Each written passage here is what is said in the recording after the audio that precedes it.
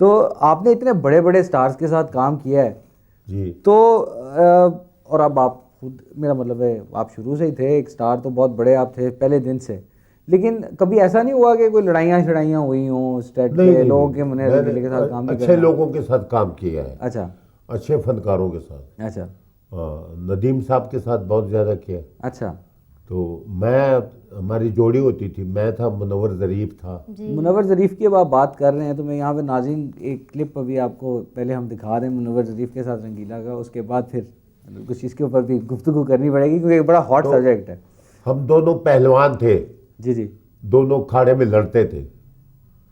तो वो एक पहलवान हमसे अलहदा हो गया, सही। वो चला गया।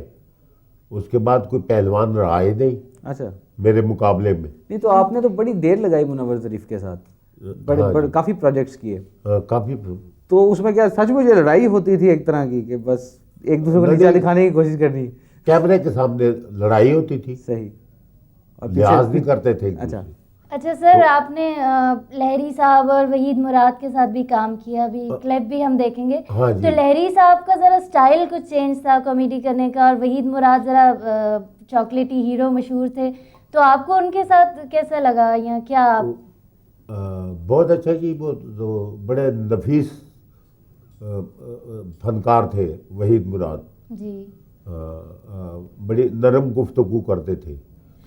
तो लहरी साहब जो है ये फिक्रेबाजी बहुत अच्छी जी। करते थे। बिल्कुल सही। हर फिक्रे को टिका के बोलते थे। सही। थोड़ा बोलते थे लेकिन अच्छा बोलते थे। कहा जाता है कि कॉमेडी करने के लिए बड़ा आपको सीरियस होना पड़ता है, कॉमेडी एक बड़ा सीरियस बिजनेस है। हाँ जी। तो आपका इसके बारे में क्या ख्याल है? ये तो- है ये सीरियस काम के मतलब शुगल में ही हो जाता है? ये नहीं महसूस होना चाहिए कि ये कॉमेडी कर रहा है, हमें हंसाने की कोशिश कर रहा है। अच्छा। ये नहीं महसूस होना चाहिए सही। कि सीधी बातें करे, पता चले कि ये चेहरे से बेवकूफ़ लग रहा है, बेवकूफ़ आदमी है और अपने आप को अक्लमंद जाहिर कर रहा है। और सीरियस होके बात करे, मुंह को इधर उधर न करे, अपनी जगह पर रखे। सही। बात में पावर होनी चाहिए। बात में पावर होनी चाहिए। हाँ जी। बात ये नहीं लगना चाहिए कि कॉमेडी करने की कोशिश कर रहा है। ना ना ना ना, ये तो बहुत मैं तो फेल हो गया। तो आपको कॉमेडी ज़्यादा मुश्किल लगती है? आपने अगर लोगों को रुलाया है स्क्रीन पे तो लोग आपके साथ साथ रोए हैं, तो आपको ज़्यादा आसान क्या लगता था, रोना या कॉमेडी करना? दोनों ही मेरे लिए मेरे खब्यात था काम में। अच्छा, लेकिन दोनों मुतजाद चीज़ें हैं ना? हाँ हाँ, दोनों।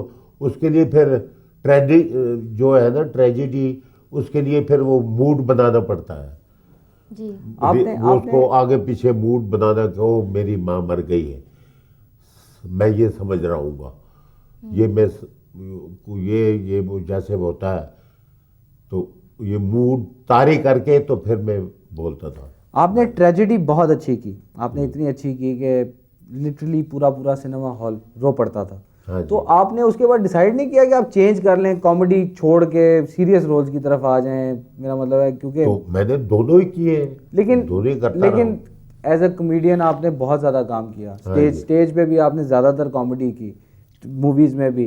तो कोई इसका कोई ख़ास वजह कि आप, क्योंकि अभी रिसेंटली मैंने 2-3 आर्टिस्ट का इंटरव्यू किया था, वो सारे कहते हैं हम फंस गए हैं इसके अंदर, हम निकल नहीं सके इसमें से। तो आपका तो दोनों ही एक्सेप्ट। मैंने एक लॉन्ग प्ले लिखा हुआ है, अच्छा तैयार पड़ा है, वो मैं टीवी में देना चाहता हूँ। अच्छा। वो उसमें सीरियस है थ्रू आउट, हाँ बाकी कॉमेडियन है। अच्छा, वही मैं कह रहा हूँ। तो कॉमेडी से बाहर निकलने का कभी हाँ। आपका इरादा नहीं हुआ कि कॉमेडी छोड़ दी जाए, या हाँ। कि मैं फंस गया हूँ कॉमेडी के अंदर? कभी ये सब महसूस नहीं किया आपने? एक फिल्म थी दिल और दुनिया, अमानत। जी। तो उसमें एक तरफ विलन है, तो विलन जब स्क्रीन पे आता है तो वो डर लगता है उससे। सही। ऐसा ज़बरदस्त विलन का रोल मैंने किया है। और एक तरफ एक मासूम आदमी है, डबल रोल मैंने किया हुआ। अच्छा, दोनों ही आप हैं? हाँ। अच्छा सर, आप